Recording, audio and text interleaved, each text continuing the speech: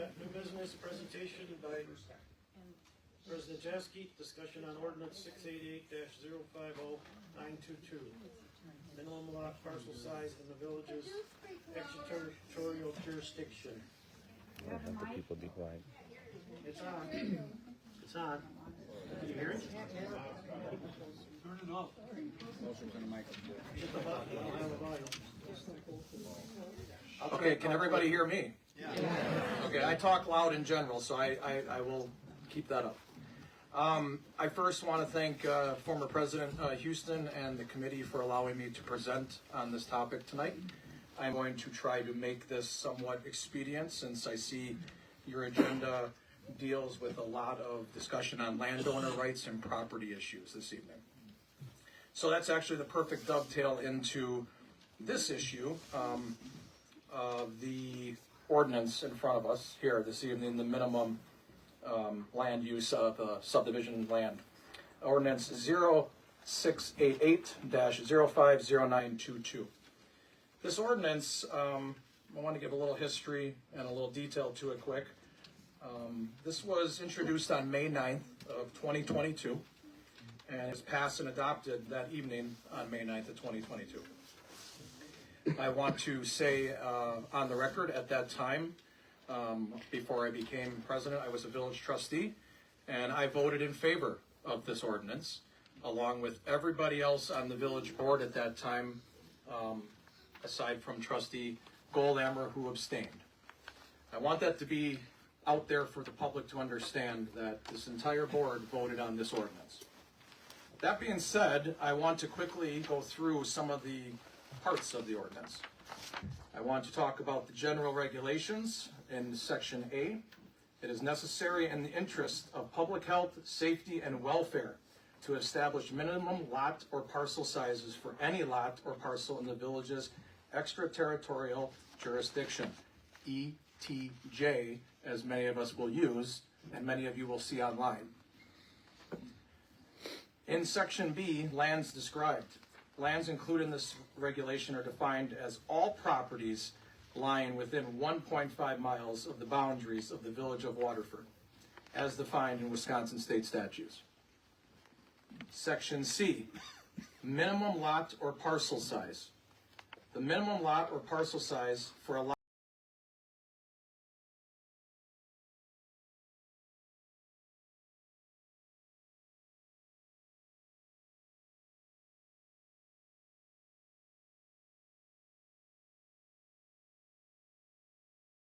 or parcel within the village's 1.5 mile ETJ shall be 20 acres. And Section D, previous agreement. If any contingent municipality has a boundary agreement with the village, this ordinance does not apply. Remember that one.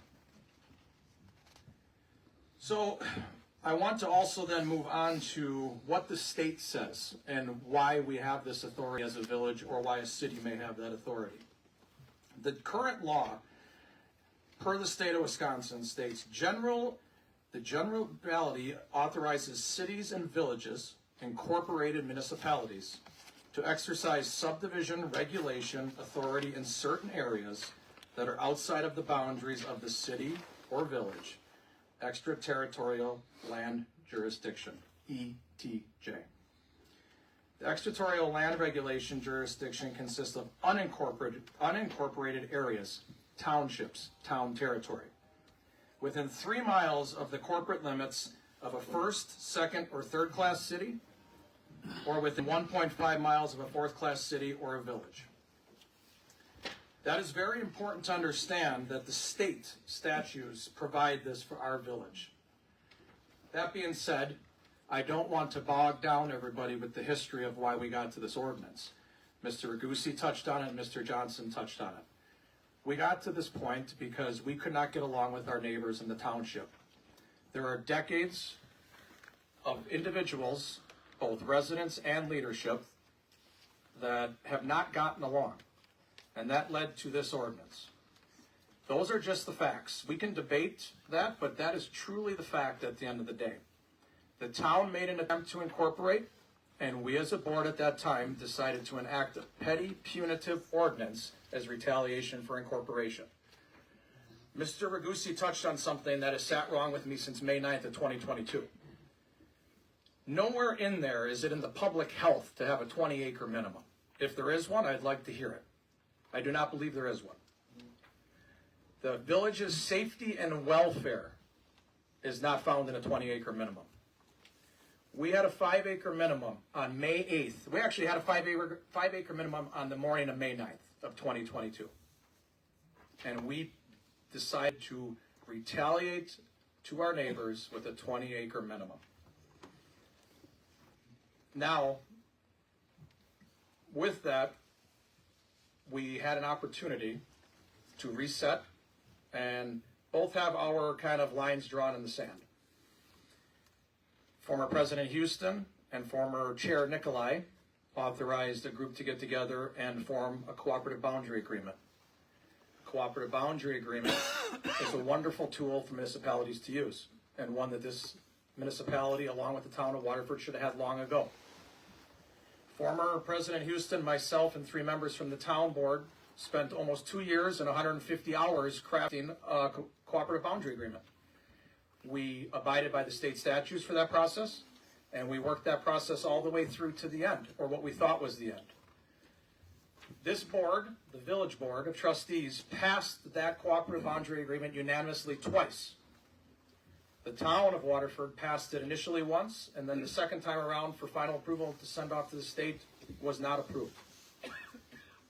In that cooperative boundary agreement, it would have resolved exactly what we're here talking about tonight. That would have alleviated all of the restrictions in the ETJ. The cooperative boundary agreement did not move forward, therefore the 20-acre minimum stayed in place. There was some change in leadership last April, both here in the village. Former President Houston chose not to run. I chose to run. I am here, and Tim Zaklinski beat former Chair Nicolai. Tim and I have had many, many conversations about a variety of things regarding our municipalities, and one of them was a cooperative boundary agreement. He made promises. I will go on record as saying it tonight. He promised me for 7 months that it would come up for a vote, and we would bring it back, and we would discuss it and make a plan going forward. That has yet to happen. Tim, if you're listening, I'm extremely disappointed that you're not a man of your word. That being said, we have an opportunity as the village of Waterford here to correct a wrong. I want to also bring to everybody's attention Assembly Bill 885 that is meandering through Madison's legislative process. That is a bill that our elected officials in Madison held a public hearing for today at 10 a.m. It is a bill that has been brought forward before and not made it to the finish line.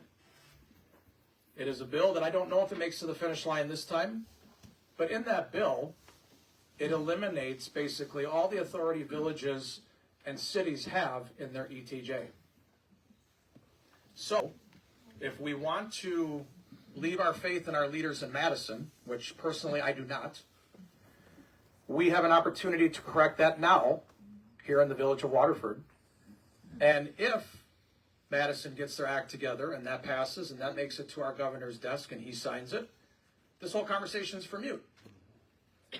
So, I want to just refocus and try to wrap this up.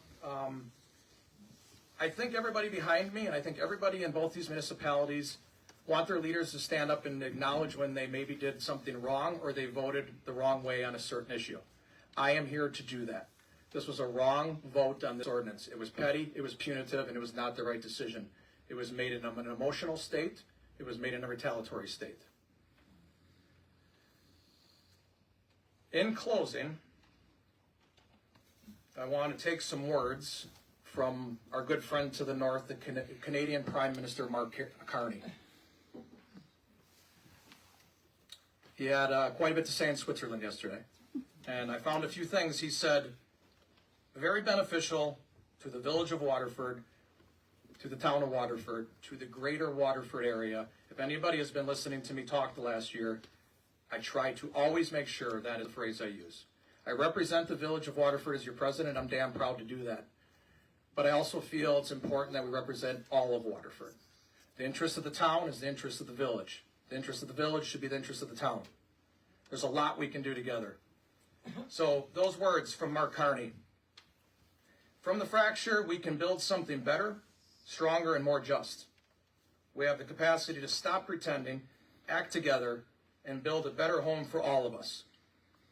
All of us. The 53185. Not the village, not the town, all of us. The people behind us, the people at home, the people we shop with, the people we worship with, the people we go to sporting events with, the people we see at dinner want a better Waterford. This is our opportunity to show them that we can lead and do that and correct the wrong. I am asking for you guys to have a spirited conversation. I'm actually looking for a recommendation to go down to a 5-acre amendment to this ordinance. I would appreciate you guys to consider that, debate that, and think about what a better future can be when we respect our neighbors. Thank you. Thank you.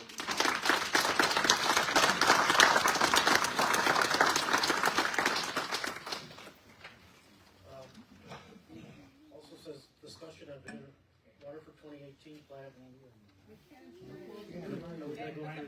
It also says discussion on Waterford 2018 plan. That needs to get done. In my opinion, people need to participate in it for sure. We got no action item here. We want to move on, or what do we want to do? Anybody have any questions? So I'll do a little bit of follow-up on that. Can everybody in the back hear me? Okay. So there's a process that you'll need to go through in order to consider the items that President Jaskie and the two speakers before him brought up. And the first of which is going to be to address how growth and development is going to take place, where that growth and development is going to take place, under what zoning designations that growth and development is going to take place, and all of that is addressed in Vision Waterford 2018. President Jaskie spoke about the health, safety, and welfare of the community. One of the items that is addressed in that Vision Waterford 2018 plan is service of municipal sanitary sewer to all of the properties, not just within the village of Waterford, but also to the outlying jurisdictions. Your current utility ordinances compel connection to any properties that annex to the village in order to be served on municipal water and sewer. Why is that important? And that's because you all were compelled back in the 1980s under the Clean Water Act to establish the town of Waterford Sanitary District based on nutrient loading that was taking place from septic systems and holding tanks that were located on small lots around the lake. So effectively what you had was in-ground migration of nutrient-laden material and overground surface carry, sheet runoff, as it's called, of nutrient-laden material into the lake, causing algal blooms and essentially making it so that you couldn't eat the fish inside the lake. Those were stories that were handed down to me by some of the old-time engineers around this particular topic. The town installed what I would describe as kind of the bare minimum grinder pump system within the town sanitary district. And for those of you that have friends in the town, for those that are on the sanitary district or serviced by the sanitary district, they've recently gotten letters about fee increases, and those fee increases are to go back and update some pipe sizes and some grinders relative to the town. So one of the challenges that came up in crafting this particular ordinance is over the parity in impact fees paid. So just by show of hands, you bought a home from Belinsky? Everybody in here? Okay. So John, I'm going to ask a question to you. What did you pay in the impact fees for each residence? Take a guess. $4,000. Okay, so $4,000 that each of you all have attached to your particular home site, and that goes into the Western Racine Sanitary District. So every one of you wrote a check out at some point to either Belinsky directly or to your mortgage service company in order to have access to municipal sewer. None of the folks that are in the township pay that same impact fee. So in effect, you all paid to build the plant that is servicing the waste that comes from town residents that build additional homes. That's one of the items that should be addressed by a boundary agreement, and presently it isn't as part of the addressing boundary agreement. So there's a much bigger thing that goes in. I think everything that Adam talked about in terms of the spirit under which that occurred is probably spot on. And I would agree with it, and maybe it is due for a revisit, but don't, put the cart before the horse. As you discussed this, you really need to be concerned about utility service in those areas and parity between the communities in terms of what they pay in impact fees. I got a question. When did they come up with ETJ? You probably don't know. 1958. 1958. So Yes, it's sir. brand new. So the villages have the ability to do ETJ going back to 1958, and it chose not to do so until And 22. Was it the way I understood it? And I've been through quite a bit of this. The last time it came to the state senate, I would have testified before the committee. So I'm very aware of what ETJ and how it works. As sat there for all day long. The spirit of it was supposed to be that if there's development happens, it's supposed to be the land comes into the village, gets water and sewer. Mic at all? The spirit of it was a farmland, a piece of farmland, when it gets developed, it's supposed to come into the municipality, either the city or the village, and get water and sewer, standard size roads, blah, blah, blah, so it can be serviced correctly. That is the design, the way the state designed the town and the village system. That is why that was put in place to begin with. Yeah, so I think the case law on this has sort of pushed incorporated municipalities across the state into an odd predicament in that you can't enact zoning on a township, but you're required under state statute to enact a comp plan that addresses zoning within a township. So you have to have a forward plan on what you're going to do. And then based on that, utility service plan, again, the state compels you to update your plan every 10 years and to address those items. That corresponds with your land division plan, which is what this is located within under Chapter 235. And the question is, how will these be serviced by utilities if they develop within the township without annexing to the village? And the only mechanism, unfortunately, the state gives you other than a handshake and the town being proactive at adopting ordinances that compel new homeowners or business owners within the township to be good neighbors to the village is a boundary agreement. That's the tool the state gives you. It's a completely imperfect system and it's full of holes, but you gotta do your best with it. Then why did you wait until you were pissed at the town? It was so important for the health and safety. Why did you wait until 2022? Anybody else have any comments on this, on the board? We can't hear back here. Anybody else have any comments from the board Are your mics before we working change up to the public there? hearing? Okay,